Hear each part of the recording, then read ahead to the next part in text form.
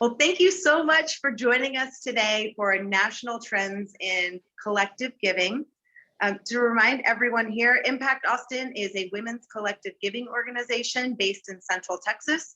Our model is that Impact Austin members pool individual charitable contributions and then decide collectively where to award high impact strategic grants. Our mission is to cultivate and expand the knowledge, passion, and generosity of our members to make a positive impact by developing strong relationships and leveraging the power of collective giving. Our vision is to unlock the potential in our community by uniting to fulfill our purpose, and we lead with our values. Our number one value is inclusivity. We welcome all women with a passion to give and a desire to grow. We lead with empathy. We care deeply about our community, our partners, and each other. We are curious. We are a learning organization that educates members on community needs and solutions. And we believe in making impact. We challenge ourselves to give of our time, our expertise, and financial resources to address systemic changes facing our community. So I get to say proudly, on behalf of Impact Austin, we are honored to welcome you today for a conversation with my esteemed colleague, Marsha Morgan. So thank you for joining us today on this webinar. You know, the topic is National Trends in Collective Giving Circles. And who better to join us is Marsha Morgan, the Chair Emeritus of Community Investment Network. Community Investment Network is a national network of giving circles impacting communities of color. And the first time I heard Marsha introduced at the Philanos Conference at a national convening of collective giving champions that we attended together in Seattle last year in 2020, right before the entire world was flipped upside down. Marsha might have been one of the last hugs and new people that I got to meet before we all went virtual. I also got to learn that Marsha has a degree in mechanical engineering from Tennessee State University and an MBA from University of Alabama at Birmingham. She has a diverse professional background, as you can imagine, in electric utilities industry, which includes engineering, project management, and regulatory compliance. So with all of the things she has going on professionally, Marsha, you prioritize the community. I know I've heard, I've seen it read that your personal philosophy is that giving back is a way to make a difference. And I know that you share that philosophy with a lot of the women and people I see joining us today. You yourself are active and engaged as the founder and leader of the Birmingham Change Fund in your hometown of Birmingham, Alabama. So that's me telling your story, but we're really here to hear you tell your story. So I'd start off by just asking you, Marsha, I hope, did I cover everything that I should be hitting? Most importantly, I know we were going to focus on hearing more about Community Investment Network. So tell us more about CIN and your work. Right. Christina, thank you so much for the invitation just to come and share with Impact Austin today. Christina alluded to being my friend, and she really is not only my colleague, but she is my sister in philanthropy. So I do not take the opportunity to share with you all today for granted. And so I'd love to tell you all more about the Community Investment Network. We are a national network of giving circles impacting African American and communities of color. And we have 19 circles across the country, and most of them are actually based in the South. We have about 20% of our circles are all women, 40% are all male, are co-ed, and then the rest are all male. The beauty, I think, of our network really goes back to our origins. We were founded in 2004 when two giving circles were started. One, the Birmingham Change Fund, located in Birmingham, Alabama. The second, founded in Raleigh-Durham, North Carolina, which is the next generation of African American philanthropists. So since 2004, we have amassed a lot of knowledge, and I would say expertise as it relates to collective giving. We believe in leveraging all of our resources. And so that means our time, our talent, our treasure, as well as our testimony. We try to make sure that we work in partnership with our communities to really try to address systemic issues that are plaguing them. For our giving circles that are members of our network, we provide technical assistance. We help them before they are even in development. We also provide leadership development opportunities, best practice sharing, knowledge sharing through our conferences and other convenings, webinars. We also have opportunities for institutions to be a part of our network so that they can learn and engage with our members. We also have a proprietary curriculum called the Essentials for Diversity in Giving. And so that curriculum allows institutions, membership organizations, even academia, just to really, entities that may not have a lot of engagement with donors of color, just to have the opportunity to understand how to engage with donors of color, so that there are no barriers to widening the scope as it relates to philanthropic giving, especially as you think of in traditional institutions. We also have a college initiative that we call the We Are Philanthropists Project. And I see somebody's from Huntsville, Alabama. And so, yes, I am going to stop right here and address that because I have family that's in Huntsville. So I apologize. So it's nice to know I'm home once again. But we do have a college initiative. And that college initiative actually was started primarily focusing at historically Black colleges and universities to help students understand the importance of collective giving and being strategic and intentional about how they're giving. We believe that that program will help us create the next generation of African American or philanthropists of colors. We realized though over the years that we needed to expand the scope of that program so that we actually were also targeting minority students at PWIs. And so the program has morphed and grown over the years. And so we have partnerships with a number of institutions, and a number of giving circles are in development at colleges around the country. And I mentioned earlier our EDGE curriculum as well as our conferences. We provide technical support, consulting services. We've done work as it relates to embedding racial equity within your giving circle, within your grant making. I think that the beauty of our network really is that we are extremely diverse in how we actually give. Some of our circles are very formal, meaning they have a structure that's similar to like a president, vice president, chair. Some are very informal, meaning that their meeting and their granting processes really are centered around, hey, we're going to bring these, kind of nominate organizations that we can give our funds to.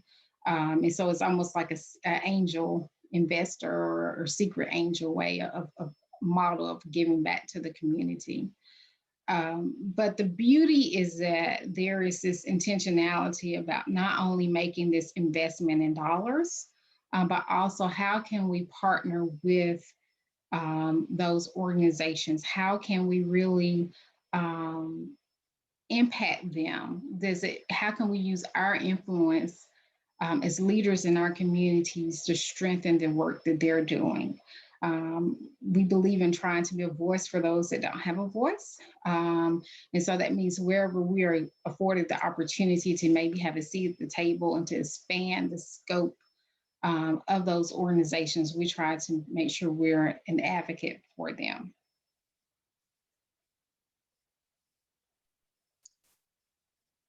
Oh, that's all. That's all y'all do. I mean, really, you are changing the game, Marsha, with all of the work you're doing to support giving circles, just like the one you started, just like Birmingham Change Fund. And I'd love to know more, because I think we'll go back and talk more about some of what you brought up, especially in the power of collective giving for communities of color. But I'd love to know what inspired the Birmingham Change Fund, a little bit more about your origin story, and I guess some lessons learned along the way. If you've got time for all the lessons learned along the way. Okay, so no, we don't have enough time for all those lessons, but I'll give you a few. I'll give you a few. And then I will also, make this a little personal, but I will say that just as it relates to the beginning, Lynetta Gilbert was at the Ford Foundation. We consider her the matriarch of our network. She was a program officer, and she wanted to figure out how young African Americans across the South were spending their money, how they were giving back in their communities. And so she commissioned a series of talks and discussions just to gather that information and just to learn more about how this work, this volunteering, this giving back was shaping it and how it was being formed. But because of that, those conversations in the South, as I mentioned, there were two circles started. And so one was the Birmingham Change Fund and another in Raleigh-Durham, North Carolina. And so my segue into it is through a relationship I had with a coworker, I would say Charles, because he convened a number of his friends, a group of friends together to have these conversations and to learn more about how we could be strategic and intentional about our giving. And I will say that I had not considered myself a philanthropist prior to having those conversations and starting on down this giving circle journey.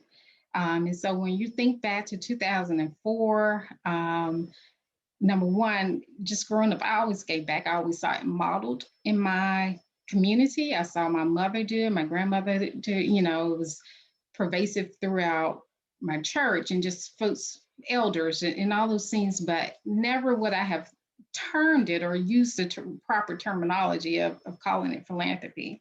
And so I would say that was one of the most powerful lessons for me, especially earlier on in this collective giving journey, because I did not realize the importance of being a woman of color and owning that term.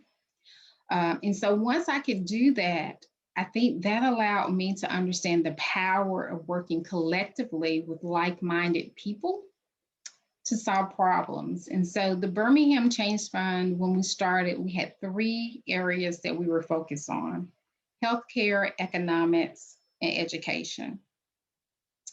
And early in our journey, we gave across all 3 areas. We were very intentional about how we were giving, very methodical. A number of us were like engineers, accountants, had the science, this STEM background. And so that did play a role in how we were organized and in our processes. But we really studied the city of Birmingham so we could understand how we could give back and leverage all of our resources and how we really could impact our community, because our goal was to make the city of Birmingham the best place for African Americans. We understood if it was the best place for Black people, it was the best place for all people.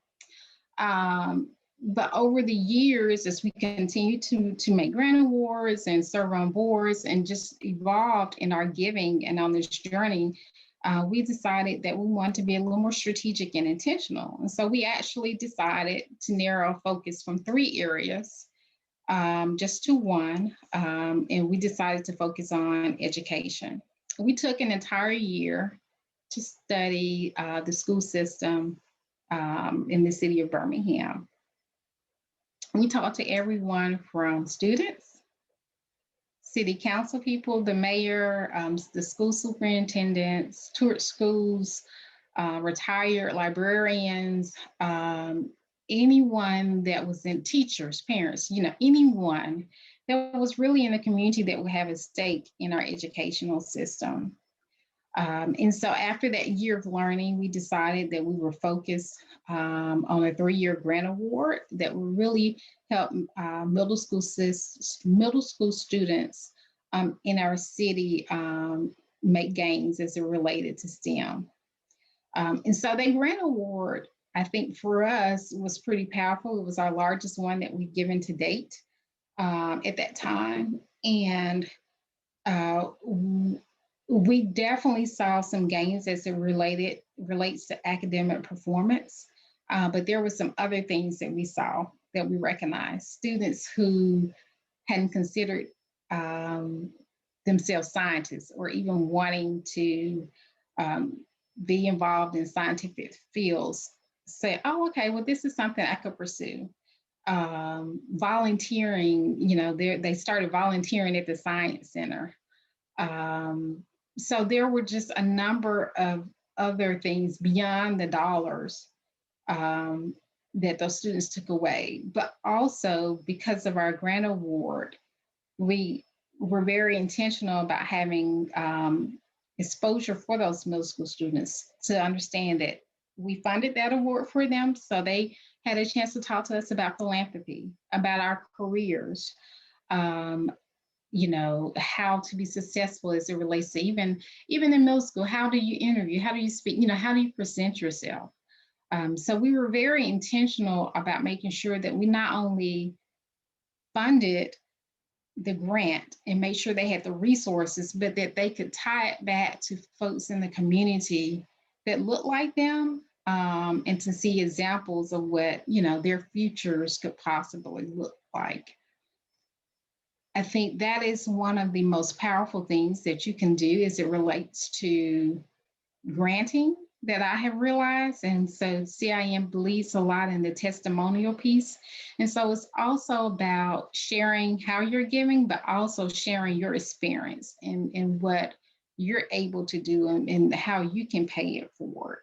And so for me, as I think about some of the lessons I've learned, it is the power of the voice, of making sure that you're not only having a seat at the table, but how are you making sure others have a seat at the table? The beauty of giving circles are that you can change them at any time, based on your structure. They're so flexible that they allow you to change course. So in 2009, Birmingham Change Fund was focusing on education after 3 years of having these 3 focus areas. Now we're getting ready to go back to another focus area, which is economics. And so the beauty is that you can continue to evolve with your giving in how you're focusing. And then you can also obviously address the needs of the moment.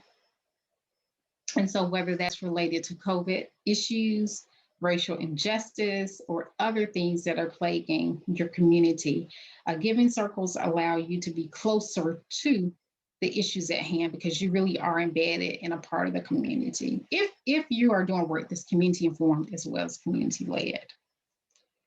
I think that for myself, one of the things that I've noticed is that giving circles are also a way for you to grow individually as philanthropists. Christina shared that my background is in energy and in utility industry. And so I do have this STEM background, project management background. But I am now using that background and then what I've done in the community with CIN at my company within the context of our charitable giving organization. We have had members of the Birmingham Change Fund to become the mayor of the city of Birmingham, the youngest mayor in 100 years. Run for school board and win. We have also seen other members across our network have amazing opportunities because of their engagement with their giving circles. But the institutions typically that house our giving circles also appreciate and value what our members bring. And so that may lead to them actually sitting on the boards of their community foundations or steering committees that really are allowing them to direct funding to the communities that they are trying to serve. And I think that is one of the things as we talk about trends or partnerships and those things, that's the important thing to keep in mind as it relates to giving. in the work that you're doing in your giving circle about having, when we talk about having a seat at the table and using your voice, it's important to be able to leverage those resources when you're given a chance to speak on the behalf of others that really are in need within your community. Those have been incredible examples, and you have answered most of the questions. I mean, you've talked about the way that collective giving has transformed your own life. I think giving the examples of ways that collective giving has transformed the lives of others. And you've also focused on the contribution to communities beyond grant making, that the grant making itself is really powerful, but the ability to transform communities long-term does involve leadership and getting a seat at the table and a voice at the table. And so with the big systemic problems that we are trying to solve, both Impact Austin and I think collective giving circles specifically are motivated to solve, many collective giving circles do really hyper-local or local regional funding. So Impact Austin, we do funding locally, and our geographic focus is Austin and then our 4 county surrounding areas. So that's Travis, Hayes, Bastrop, and Williamson County. And we have members representing all 4 counties, which is wonderful. So we who are giving so locally, how can we contribute to systems change, even with our hyper-regional giving focus? And I think the question in short is, how do the dollars we invest here help change the big problems that are faced across the country? You know, I think that's a very interesting question, because I think we take for granted when we are looking at giving locally. The change, the systemic issues that have been embedded within this country for centuries, for decades, you know, they're not going to go away overnight. However, when you can focus on making sure that you are attacking a problem as you understand it in your local community, you're chipping away at those issues. And so I think it's important to be mindful that we all have a part to play. I have a part to play here in Birmingham, and you have a part to play in Austin. There may be someone in New York that may feel like they have a part to play across the entire country. However, as it relates to giving circles, being community informed and community led, that's the key thing. So really understanding what those issues are, what's at the root of the issues plaguing your community, whether it's the wealth gap, whether it's underfunding education or the homeless population, domestic violence, women and girls issues, just all of the things that really create this ecosystem of disparity, you know, and just continues to create inequities as it relates to how people are able to thrive.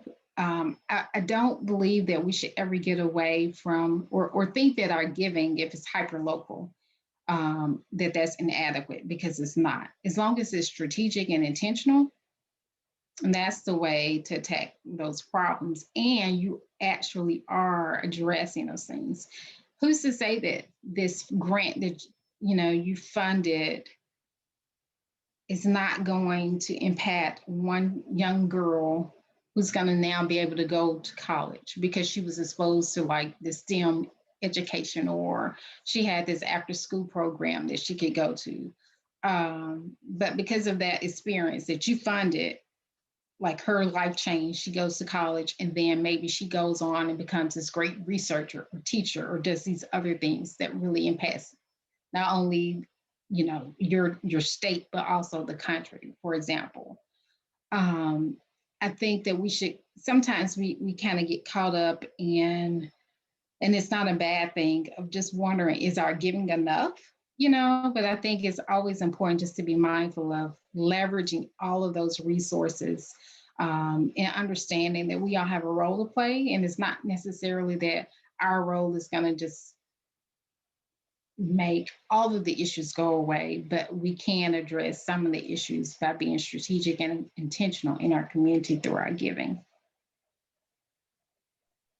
That's a really helpful reminder as we're all striving to solve all problems. I think especially I think the discomfort that so many people feel now that I think especially here locally in Austin and the work Impact Austin's done to research the community, we are really seeing a lot of disparities and inequities across our community. And so I think that it creates this urgency to resolve what I feel like sometimes is just a feeling of discomfort. Now that you've like witnessed it up close, that it's wanting to solve a lot of big problems overnight, but reminding us that that's not possible necessarily, but that each one of us plays a role in breaking down that system. That's what I'm hearing you say, which is really powerful. I've heard you talk a bit and read that you talk about giving circles as being truly transformative tools, specifically in the kind of world of philanthropy, because of it being such a clear entry point for all people. So regardless of ethnicity, race, religion, age, gender, political persuasion, and income, this ability to, as you talk about, build community through giving. And so I'd love your perspective on why that is, why giving circles are such a great entry point. And also, we've talked before about some examples of strategic giving that you've seen some of the circles in the community investment network make that I think we as Impact Austin can learn from. So in short, why are giving circles such a great entry point to philanthropy? And can you give a couple examples of strategic giving that you've either witnessed or been a part of? Right. So, I think that giving circles, it's not just by chance that giving circles have probably like tripled over since maybe 2007. But if you even look at the amount of giving, I think it's nearly like $1.3 billion that giving circles have actually granted out. And I mentioned those facts because it's important to realize that giving circles are designed by the community. That's the way I kind of look at them. They are an amazing entry point to philanthropy because, as I mentioned, I did not see myself as a philanthropist. But there was something very powerful about me, number one, owning that term, but then doing that work with like-minded individuals. And because of me being able to work with other folks who, and I don't want to say thought like me, but had the same interest in helping the community that I did, we were able to really just bond and really create solutions that were for the betterment of my community. And so I think that because of that exposure, it's almost like you intend to just do some good work. And it's like, oh, it's a great thing. I'm going to join this giving circle and, we're going to create change in our communities. I don't think that you can be a part of a giving circle and not really, if you understand the needs of your community without it changing you. Because as you understand what those needs are and you work to solve those problems, you realize that there is actually more that can be done, not only as a member of your giving circle, but also as an individual person that continues to give to your community.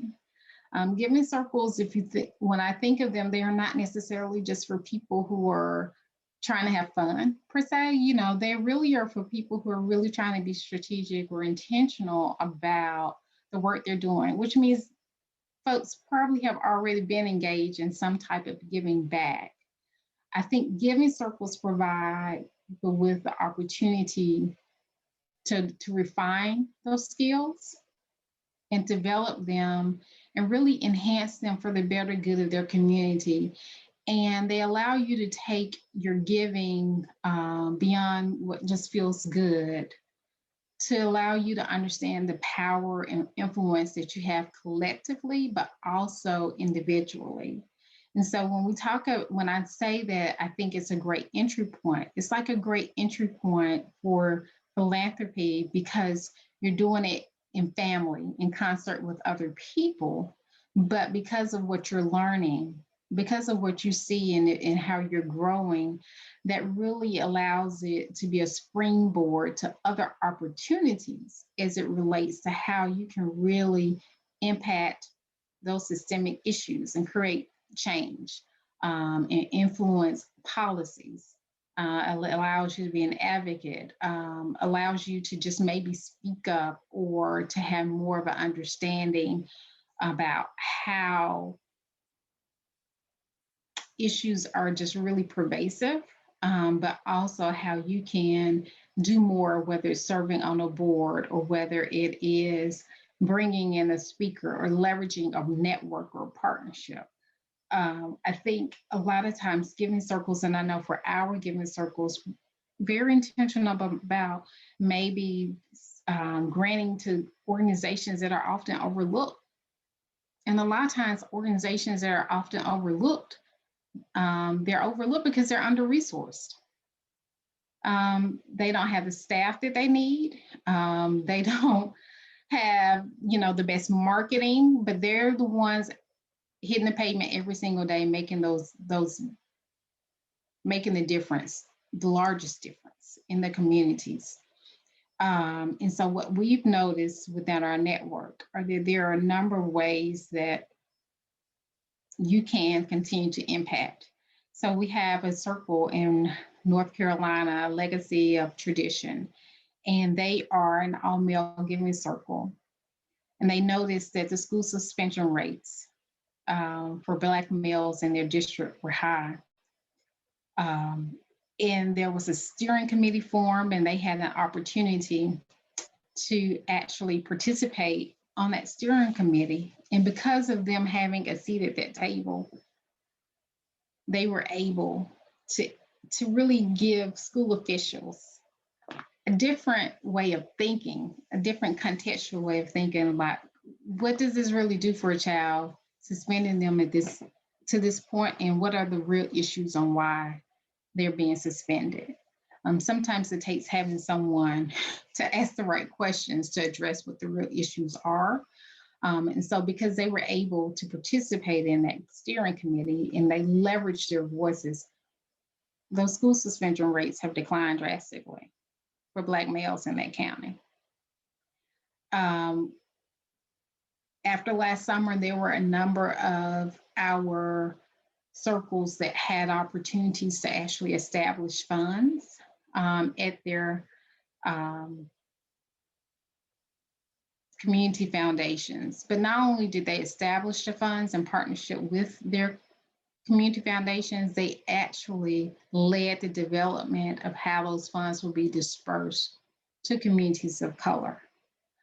And so I think that's another way that you can see how, number one, yeah, it was giving because you're doing it individually and collectively, but then you can also go a step higher to make sure that when funds are being distributed, even at a traditional institution, is being done with intentionality as well as being done equitably, and getting to those organizations that I mentioned earlier that are under-resourced, that don't have the capacity and the backbone infrastructure to really create, the change that they really are capable of doing because they don't have the funding. It's powerful to me when you talk about the joining up together. Part of Impact Austin and something that I've been thinking about with some of my friends and trying to encourage them to get involved is that it reminds me of when learning how to swim and going to a swimming pool and knowing it's like super cold and nobody wanting to take the first jump in. And so as a little girl, I remember holding hands with my friends and all of us jumping in together at the same time. to kind of create that bravery in that moment to try to solve in that moment the problem that we had, which was being a little bit afraid. And so I think about that as you talk about joining up together and the power of joining up together. I'm also, as you're talking about some of these relationships that were built through the Birmingham Change Fund and also this, the organization in North Carolina, it really is about getting the seat at the table at some of these traditional government institutions. And it seems like the requirement of needing to get involved somewhat in advocacy and in activism in a new way. And so we have a question from the audience for you. And it's, do you see a way for conscious giving to also nurture political activism as people become more aware of different systemic issues? Yes, I absolutely do. And there are also, I will say that Melissa Walker has established a political giving circles across the country. And so I will say that there are absolutely ways for you to do both. I think that when you understand what the issues are and you are working jointly with other folks or being or giving with intentionality as it relates to those problems, you understand the importance of leveraging all of those resources. And so whether that's funding a candidate or just encouraging people to get out and vote, or driving people to the polls to vote, or even as we're seeing a lot of legislation around rolling back voting rights, as long as you understand the good, of what really should be right is it relates to like having a moral compass, then I do believe there is a way for both of those things to take place. I don't think that they're separate or isolated in any fashion. And yeah, it's true. I think it's especially with regards to advocacy or even the raising awareness about systemic issues. Obviously Impact Austin as an organization, we're nonpartisan and don't do political giving. We do know a lot of the issues that we're working to solve have impact on, are impacted by the sort of the greatest givers, which is government. A lot of funding that comes from government too. So I think what you've described is a way to use power in the collective to get a seat at the table and to advocate for the nonprofits especially. And I know as with Impact Austin, we've done a lot of advocacy for the nonprofit community, especially during this last year, to keep our community partners front of mind for a lot of our members and different donors that, especially when the pandemic, this time last year, I was getting calls and Impact Austin members reaching out with this outpouring of support, asking for how to channel a lot of the desire to give back, how to channel their resources. And they looked through our community partners as a list of places to give. And they gave to Impact Austin too, to support this kind of partnership building that we were doing across the city.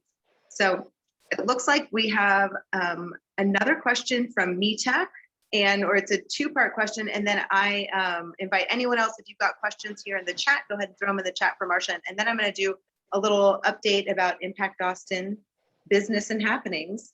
We've got our big annual meeting coming up, so I want to give y'all an update. So Meet is asking the question that giving circles naturally follow a one-sided philanthropy model in order to serve our members.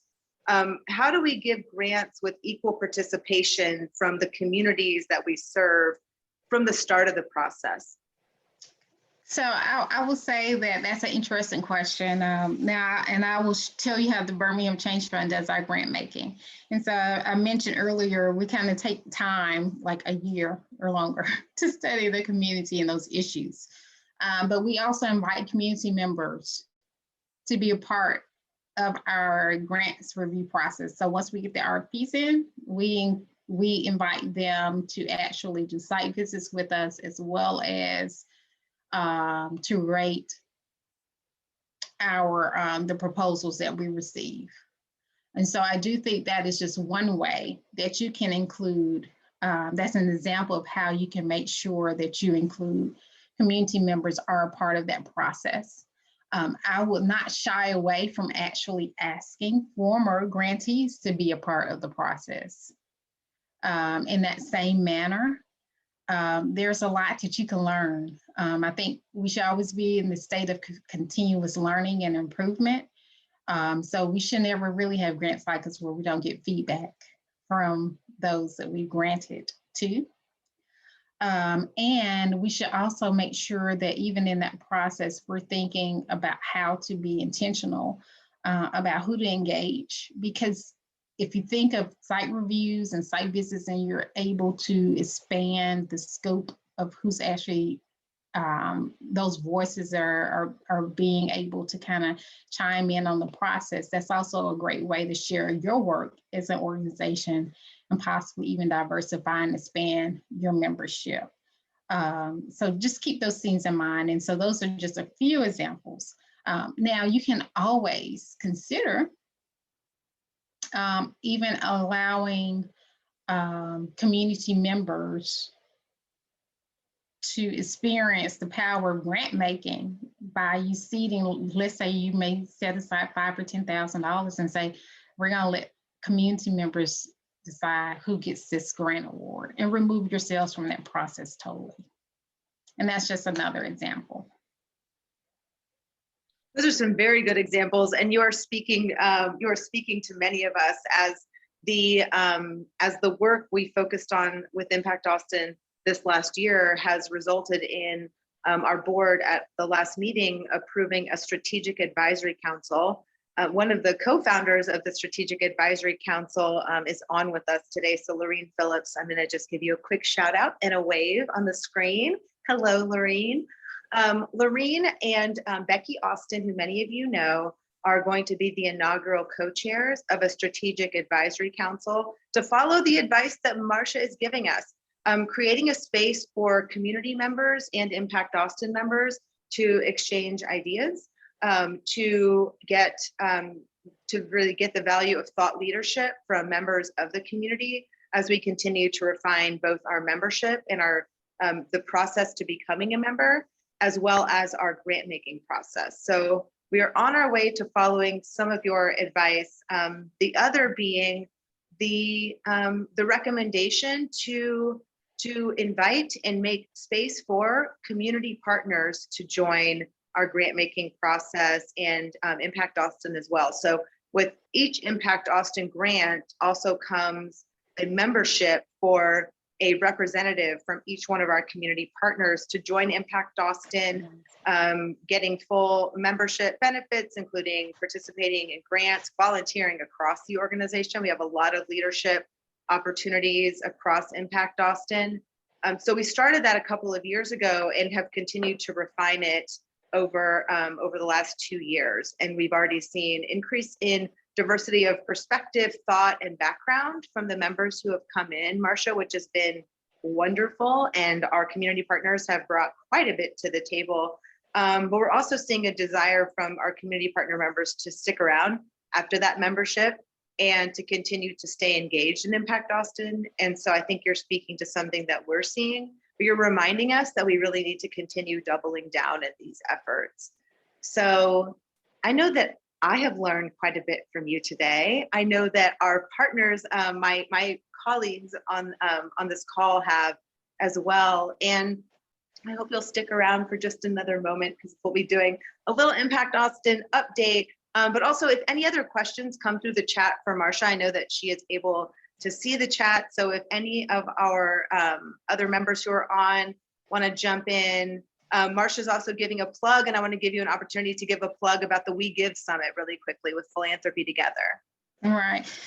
So, I talked a lot about like collective giving in my sphere, but I will say that there is, as it relates to Impact Austin and the Community Investment Network and Philanos, it's a huge ecosystem. And so the beauty of it is that CIM was a part of a co-design team that birthed this organization last spring called Philanthropy Together. And so there is, during the entire month of May, opportunities for giving circles and collective giving groups to gather around ideas and issues as it relates. So I encourage you all to attend if you are able to. And so there are over 100 speakers, more than 40 sessions, and it will be throughout the entire month of May. So I definitely would love to see you there. There will be a lot of information that you will be able to learn, and a lot of great thought leaders also that you can hear, and I think it'll be a great opportunity for you to feel what it means to be a part of like a collective. Like we often get tied up in our own world, but just imagine being a part of a conference where there's like 1,000 people that are excited about giving circles. So, and I hope you all will, if you have not already registered, will consider registering and joining us. And thanks, Marsha, for putting the link in the chat. So if anyone is interested in joining the We Give Summit, the link is in the chat if you'd like to sign up. I never thought I would say this, but I really miss conferences. Like I actually really miss getting together in big groups and exchanging ideas. It gives us an opportunity to meet wonderful human beings like you, and which I was fortunate to do at the Philanos conference. But again, it gives us as Impact Austin a perspective that we're part of a global movement, that collective giving that we do here is part of an entire ecosystem of collective giving across the country. So I think it's that great perspective to know that we've got sort of, I think, cousins and kin now all over the country that are part of this movement together. And you're definitely one of them for me. And so with that, just to give a quick update about Impact Austin, the last time that we convened together as a group of the Philanthropy Circle was in the fall. We are coming up on the end of Impact Austin's fiscal year at the end of June. So I get to report a couple of cool statistics. Our Impact Austin members make such a difference and use time and talent to support our grant review process and also our philanthropy education programming. So this year we've seen a lot of each other online, and I am absolutely, I am so proud and so honored to be part of a group that went completely virtual for an entire year, and in doing that, produced 34 events together, bringing education, bringing opportunities to socialize and connect. It's like across the year, we've basically done a slow drip conference by producing multiple events a month. The other way that our Impact Austin members have really made a difference this year is through the membership dues, which have been collected here. And we'll have a brief update. I'll have a little mini update about the grants that we'll be announcing at annual meeting on June 7th, but also through our philanthropy circle, which is a giving circle within a giving circle that helps support some of Impact Austin's administration beyond our dues, and also the programming that so many of you have experienced this year. So the Philanthropy Circle recognizes generous financial support from members and non-members alike. The donation that you make to Impact Austin and going above and beyond provides this kind of philanthropy education opportunities to our members and also the community at large. And I can tell you by seeing just who's on the screen for me that there are members and non-members alike who are here. We recognize that we have an opportunity to share the knowledge and expertise of others and amplify voices just like Marsha's by opening up these learning opportunities to community. So this is also a great way for you to introduce Impact Austin to your friends, to encourage them to make a contribution of $250 to Impact Austin and be able to participate in some of our programming. Hopefully they'll get really inspired and jump in, do a full membership and get involved with our grant making through membership. So I invite all of you to support Impact Austin financially.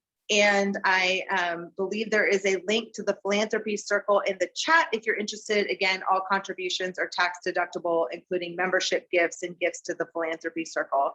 The other way this year for an update from Impact Austin is our Impact Austin members have given a lot of treasure to our endowment this year. Impact Austin has been thinking quite a bit in our 18th year of grant making about permanence, about being around long after any of us are able to be around.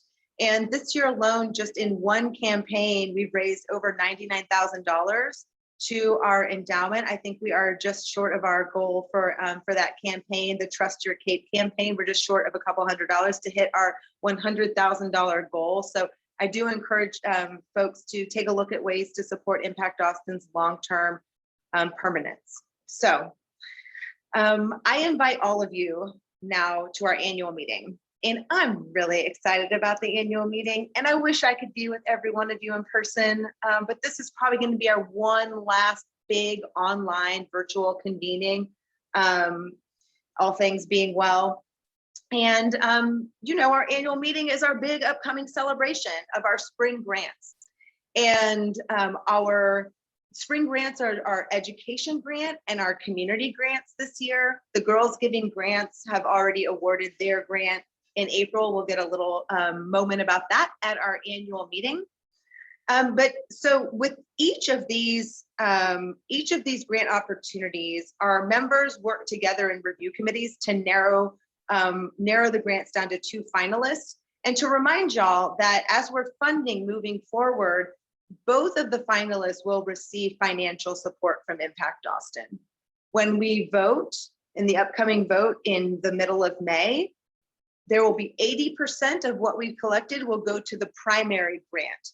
So the top vote getter will get the primary grant, which is 80% of what we've collected for that grant focus area.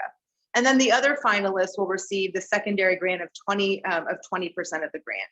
So that means that translates into dollars that on June 7th, we'll be awarding $196,200 to our community and education grants. The primary grant is just under $80,000 at $78,500, and our secondary grant is just under $20,000. So about $200,000 going out in the community this spring. And what does that mean for the fall? That means in the fall at our town hall, we'll be awarding grants, 2 additional grants.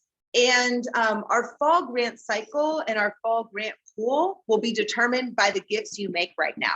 So for those of you who are ready to make a membership payment, the membership payment that you make now through June 30th will go to fund these next 2 grants, being the health and well-being grant, which the focus is to strengthen and enhance the lives of children, families, and positively impact mental or physical health and wellness of people, and also our equity grant, which was born out of our social innovation grant. And the equity grant is, the purpose is to advance equity for women and girls of color in Central Texas. So those 2 grants coming up, and they'll be awarded in November, which means the fall grant cycle will kick off right at the top of the fall. I encourage all of you to renew and join Impact Austin. And one other quick update, I alluded to some of the announcements that are going to be made at annual meeting, but one big one is about the Strategic Advisory Council. So I really encourage y'all to attend the annual meeting to get more details on how we are continuing to incorporate community voice in our organization. You'll also be hearing, that's when we're going to be announcing the grants themselves. So I strongly encourage you to get to hear live who will receive our grants. And we'll also hear a member story about how Impact Austin impacted her life. And finally, as you'll know, especially last year, we are producing a video to honor our community partners and everything they've given this year through COVID, for the Texans, through Snowvid, and through everything else that has come up this last year that has exposed the deep inequities in our community. We're going to be amplifying the work of our community partners. So I'm really looking forward to seeing y'all at annual meeting. The link to join us is in the chat, And I encourage you to visit our website, impactaustin.org, to learn more about everything we have going on.